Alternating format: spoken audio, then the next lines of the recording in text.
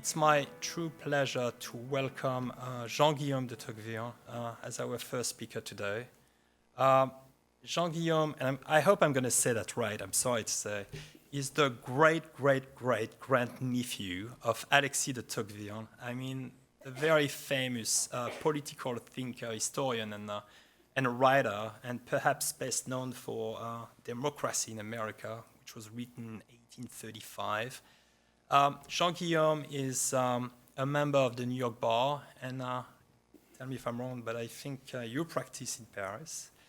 You are also the president of the Tocqueville Foundation, which is fully dedicated to fostering community engagement while strengthening youth service and building capacity in citizen society organization. So in partnership with Sciences Po as well, I mean, Guillaume and his team support the Tocqueville Civic Society Challenge.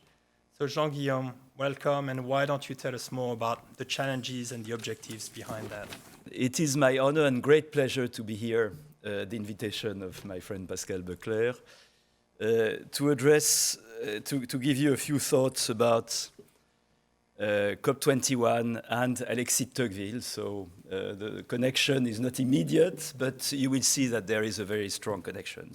Looking at the portrait that you have behind you, which is was a portrait of Alexis de Tocqueville when he was 17, which is even younger than you are, I thought, Uncle Alexis, what kind of message would we like to deliver to this group of bright young people on the occasion of this major international conference? The self-interested, rightly understood mindset. What does that mean? It means that, let's be realistic again. Individuals are not naturally altruistic. They can do great things, but they also do it because it's their interest.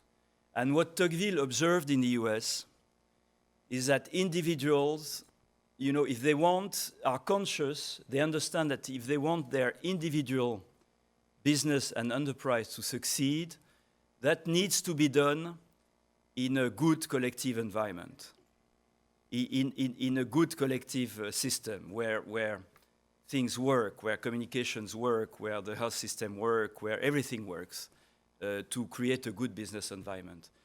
And on this basis, they are ready to devote a little bit of their time to collective affairs.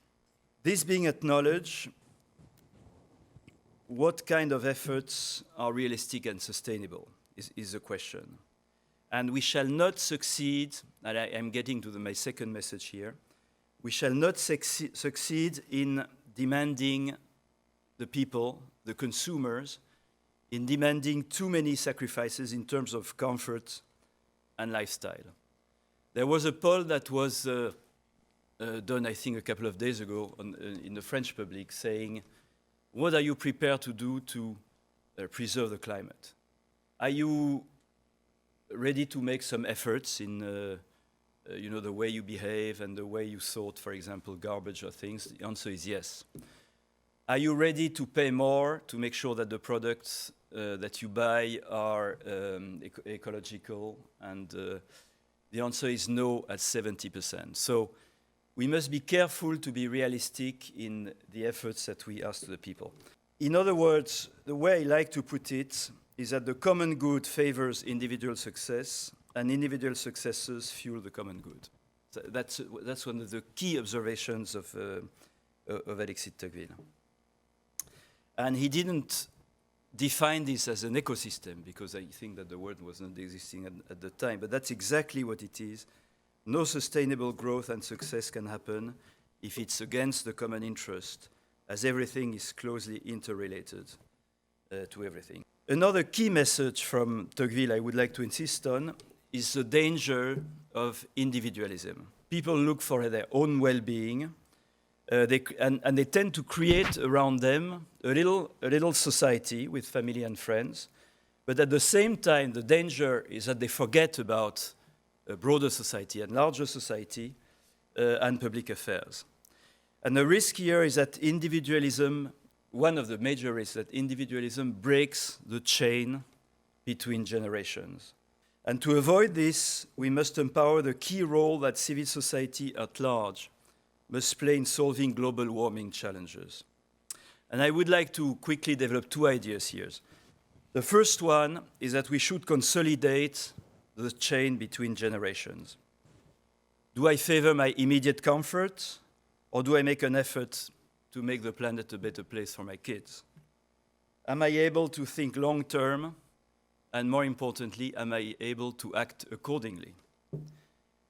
And we are apparently at a point when political and civil society leaders, corporate leaders, NGO leaders, even religious leaders are waking up to the seriousness of the situation.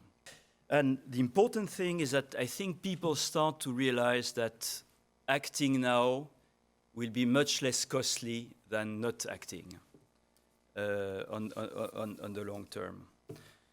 So obviously involving young people in this debate is key.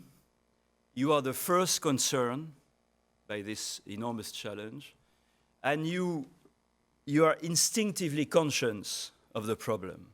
And conversations between generations is an absolute necessity here.